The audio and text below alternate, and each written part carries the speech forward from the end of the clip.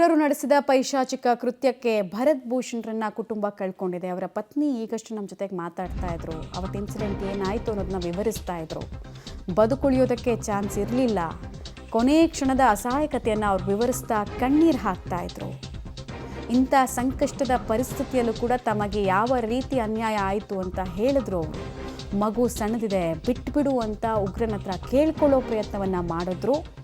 ಗುಂಡಿಟ್ಟು ಸಾಯಿಸೋ ಮುಂಚೆ ಉಗ್ರ ಅಲ್ಲಿ ಕೆಟ್ಟ ವಿಚಾರಗಳನ್ನು ಹೇಳ್ತಾ ಅಲ್ಲಿ ನಮ್ಮ ಮಕ್ಕಳು ಸಾಯ್ತಾ ಇದ್ದಾರೆ, ಇಲ್ಲಿ ನೀವು ಮಕ್ಕಳ ಜೊತೆಗೆ ಎಂಜಾಯ್ ಮಾಡ್ತಿದ್ದೀರಾ ಅಂತ ತಲೆಗೆ ಗುಂಡೇಟನ್ನು ಹೊಡೆದೇ ಬಿಟ್ಟ. ನೆಲಕ್ಕುರುಳಿದ್ರೂ ಬಿಡದೆ ಗುಂಡಿನ ಮಳೆಯನ್ನು ಉಗ್ರಗೈದ. ಸುಮಾರು 20 ವರ್ಷದ ಯುವಕನಿಂದ ಗುಂಡೇಟು ಬಿದ್ದಿರೋದು ಅಂತ ಉಗ್ರರ ಕ್ರೌರ್ಯತೆಯನ್ನು ಮೃತ ಕನ್ನಡಿಗ ಭರತ್ ಅವರ ಪತ್ನಿ ಬಿಚ್ಚಿಟ್ಟಿದ್ದಾರೆ. ರಕ್ತ ಪಿಪಾಸುಗಳ ರಕ್ತದಾಹ ಹೇಗಿತ್ತು, ಪತಿಯನ್ನು ಕಣ್ಮುಂದೆನೇ ಕೊಂದು ಮುಗಿಸಿದ್ರು ಅನ್ನೋದನ್ನು ಹೇಳ್ತಾ ದುಃಖವನ್ನು ಅವರು ಹಂಚ್ಕೊಳ್ಳೋ ಪ್ರಯತ್ನವನ್ನು ಮಾಡ್ತಾಯಿದ್ರು. ಬಟ್ ಕಣ್ಣೀರ ಕಟ್ಟೆ ನಿಲ್ತಾನೆ ಇರಲಿಲ್ಲ. ಮಗುನ ತೋರಿಸ್ಕೊಂಡು ಹಿಂದಿನಲ್ಲೇ ಚಿಕ್ಕ ಮಗು ಬಿಡಿಸೋ ನನ್ನ ನೋಡ್ಕೋಬೇಕು, ಚಿಕ್ಕ ಮಗು ಅಂತ ಕೇಳ್ಕೊಳ್ತಾ ಇದ್ರು. ಒಂದು ಕ್ಷಣನೂ ಬಿಡಲಿಲ್ಲ. ತಲೆಗೆ ಹೊಡೆದ್ರು 2-3 ಸಲ ನನ್ನ ಪಕ್ಕದಲ್ಲೇ. ನಾನು ನನ್ನ ಮಗು ನೋಡಿಬಿಟ್ವಿ, ಹೊಡೆದ್ಬಿಟ್ಟು ಹೋದ. ಅವನು ಅವಕಾಶನೇ ಇರಲಿಲ್ಲ ಒಂದು ಸ್ವಲ್ಪನೂ. ಹಾಗೆ ಬಿದ್ದೋದ್ರು ನಮ್ಮ ಹಸ್ಬೆಂಡ್. ಆಮೇಲೆ ಅವನು ಇನ್ನೊಂದು ಕಡೆ ಹೋಗ್ತಿದ್ದಾಗ ನನ್ನ ಪಕ್ಕದಲ್ಲಿದ್ದವರು ಓಡೋಗೋಕ್ಕೆ ಶುರು ಆದರು. ಇದೇ ನನಗೆ ಅವಕಾಶ ನನ್ನ ಮಗುನ ಕಾಪಾಡ್ಸೋಕ್ಕೆ ಅಂತ. ಅವರು ಪ್ಯಾಂಟ್ಸಲ್ಲಿದ್ದಿದ್ದು ವಾಲೆಟ್, ಆಮೇಲೆ ಅದೊಂದೇ ಫೋನು BSNL ಪೋಸ್ಟ್ ಪೇಡ್ ಇತ್ತು. ಆ ಫೋನ್ನು ಎತ್ಕೊಂಡು ಆ ಕಡೆ ಬೆಂಚಲ್ಲಿ ನನ್ನ ಬ್ಯಾಗ್ ಅವ್ರ ಬ್ಯಾಗ್ ಇತ್ತು ಎಲ್ಲ ಎತ್ಕೊಂಡು ಓಡಿದೆ. ಮಗುನ ಎತ್ಕೊಂಡು ಏನಾದ್ರು ನನ್ನ ಸಾಯಿಸ್ಬಿಟ್ರು, ನನ್ನ ಮಗು ಒಬ್ಬನೇ ಇರ್ತಾನೆ ಮೈದಾನದಲ್ಲಿ, ಏನು ಮಾಡಿಬಿಡ್ತಾರೋ ಅಂತ ಎತ್ಕೊಂಡು ಓಡೋದೆ. ಇದ್ದಿದ್ದು ಕುದುರೆಗಳೆಲ್ಲ ಓಡೋಗಿತ್ತು. ಅಲ್ಲಿಂದ ಅಷ್ಟು ದೂರ ನನ್ನ ನಿಧಾನಕ್ಕೆ ಇಳಿದು ಬರ್ತಾಯಿದ್ದೆ. ಹಿಂದ್ಗಡೆ ನೋಡ್ಕೊಂಡು ಏನಾರು ಹಟ್ಟಿಸ್ಕೊಂಡು ಬರ್ತಾಯಿದ್ದಾರೆ ಅಂತ. ನನ್ನ ಹಿಂದ್ಗಡೆ ಇನ್ನೂ ಶಾರ್ಟ್ಸ್ ಕೇಳಿಸ್ತಾನೆ ಇತ್ತು. ನಾನು ನಡೆದಿದ್ದ ಜಾಗ ಎಲ್ಲ ಎಷ್ಟು ಶವಗಳು ಬಿದ್ದಿತ್ತು. ಪ್ರತಿಯೊಬ್ಬರಿಗೂ ತಲೆಯಲ್ಲೇ ಶಾರ್ಟ್ಸ್ ಹೊಡ್ತಿದ್ರು.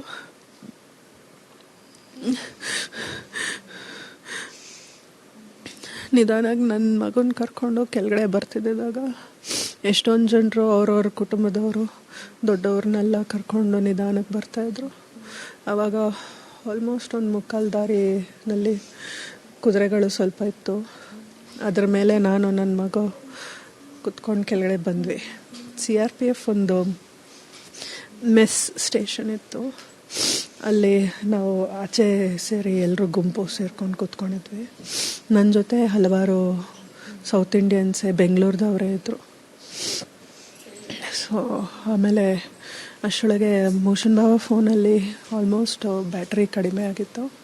ಎಮರ್ಜೆನ್ಸಿ ಕಾಂಟ್ಯಾಕ್ಟ್ ನಮ್ಮನ್ನು ಕಾಂಟ್ಯಾಕ್ಟ್ ಇತ್ತು, ತೆಗಿಯೋಕ್ಕಾಗಲಿಲ್ಲ ಫೋನ್. ಸೊ ಎಮರ್ಜೆನ್ಸಿ ಕಾಂಟ್ಯಾಕ್ಟಲ್ಲಿ ನಮ್ಮಣ್ಣನ ಫೋನ್ ಮಾಡಿ ವಿಷಯ ತಲುಪಿಸ್ದೆ. ಅವ್ರ ಮುಂದೆ ಅರೇಂಜ್ಮೆಂಟ್ಸ್ ಎಲ್ಲ ಮಾಡಿ ಕರ್ಕೊಂಡು ಹೋಗ್ತಾಯಿದ್ರು.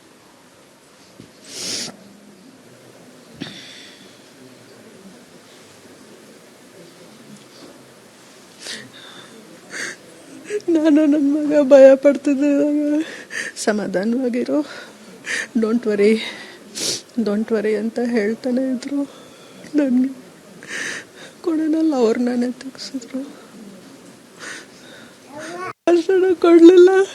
ಮಗುನ ತೋರಿಸ್ಕೊಂಡು ಹಿಂದಿನಲ್ಲೇ ಚಿಕ್ಕ ಮಗು ಬಿಡಿಸೋ ನನ್ನ ನೋಡ್ಕೋಬೇಕು, ಚಿಕ್ಕ ಮಗು ಅಂತ ಕೇಳ್ಕೊಳ್ತಾ ಇದ್ರು. ಒಂದು ಕ್ಷಣನೂ ಬಿಡಲಿಲ್ಲ. ತಲೆಗೆ ಹೊಡೆದ್ರು 2-3 ಸಲ ನನ್ನ ಪಕ್ಕದಲ್ಲೇ. ನಾನು ನನ್ನ ಮಗು ನೋಡಿಬಿಟ್ವಿ, ಹೊಡೆದ್ಬಿಟ್ಟು ಹೋದ. ಅವನು ಅವಕಾಶನೇ ಇರಲಿಲ್ಲ ಒಂದು ಸ್ವಲ್ಪನೂ. ಹಾಗೆ ಬಿದ್ದೋದ್ರು ನಮ್ಮ ಹಸ್ಬೆಂಡ್. ಆಮೇಲೆ ಅವನು ಇನ್ನೊಂದು ಕಡೆ ಹೋಗ್ತಿದ್ದಾಗ ನನ್ನ ಪಕ್ಕದಲ್ಲಿದ್ದವರು ಓಡೋಗೋಕ್ಕೆ ಶುರು ಆದರು. ಇದೇ ನನಗೆ ಅವಕಾಶ ನನ್ನ ಮಗನ ಕಾಪಾಡ್ಸೋಕ್ಕೆ ಅಂತ ಅವರು ಪ್ಯಾಂಟ್ಸಲ್ಲಿದ್ದಿದ್ದು ವಾಲೆಟ್, ಆಮೇಲೆ ಅದೊಂದೇ ಫೋನು BSNL ಪೋಸ್ಟ್ ಪೇಡ್ ಇತ್ತು. ಆ ಫೋನ್ನು ಎತ್ಕೊಂಡು ಆ ಕಡೆ ಬೆಂಚಲ್ಲಿ ನನ್ನ ಬ್ಯಾಗ್ ಅವ್ರ ಬ್ಯಾಗ್ ಇತ್ತು, ಎಲ್ಲ ಎತ್ಕೊಂಡು ಓಡಿದೆ. ಮಗುನ ಎತ್ಕೊಂಡು ಏನಾದ್ರು ನನ್ನ ಸಾಯಿಸ್ಬಿಟ್ರು, ನನ್ನ ಮಗು ಒಬ್ಬನೇ ಇರ್ತಾನ ಮೈದಾನದಲ್ಲಿ, ಏನು ಮಾಡಿಬಿಡ್ತಾರೋ ಅಂತ ಎತ್ಕೊಂಡು ಓಡೋದೆ. ಇದ್ದಿದ್ದು ಕುದುರೆಗಳೆಲ್ಲ ಓಡೋಗಿತ್ತು. ಅಲ್ಲಿಂದ ಅಷ್ಟು ದೂರ ನಾನು ನಿಧಾನಕ್ಕೆ ಇಳಿದು ಬರ್ತಾಯಿದ್ದೆ. ಹಿಂದ್ಗಡೆ ನೋಡ್ಕೊಂಡು ಏನಾರು ಅಟ್ಟಿಸ್ಕೊಂಡು ಬರ್ತಾಯಿದ್ದಾರಂತ. ನನ್ನ ಹಿಂದ್ಗಡೆ ಇನ್ನೂ ಶಾರ್ಟ್ಸ್ ಕೇಳಿಸ್ತಾನೆ ಇತ್ತು. ನಾನು ನಡೆದಿದ್ದ ಜಾಗ ಎಲ್ಲ ಎಷ್ಟು ಶವಗಳು ಬಿದ್ದಿತ್ತು, ಪ್ರತಿಯೊಬ್ಬರಿಗೂ ತಲೆಯಲ್ಲೇ ಶಾರ್ಟ್ಸ್ ಹೊಡ್ತಿದ್ರು.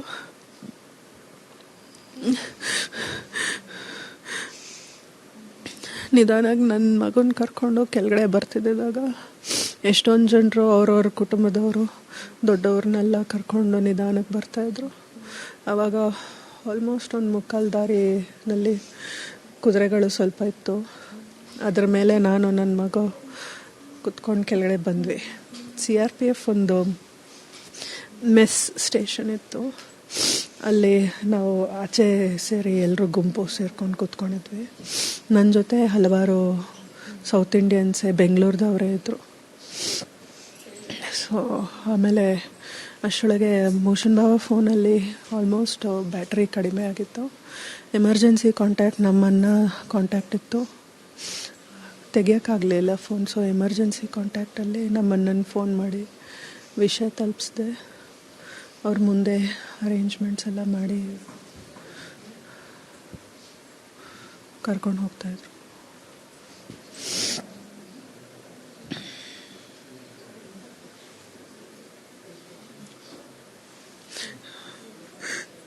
ನಾನು ನನ್ನ ಮಗ ಭಯ ಪಡ್ತಿದ್ದೆ, ಸಮಾಧಾನವಾಗಿರೋ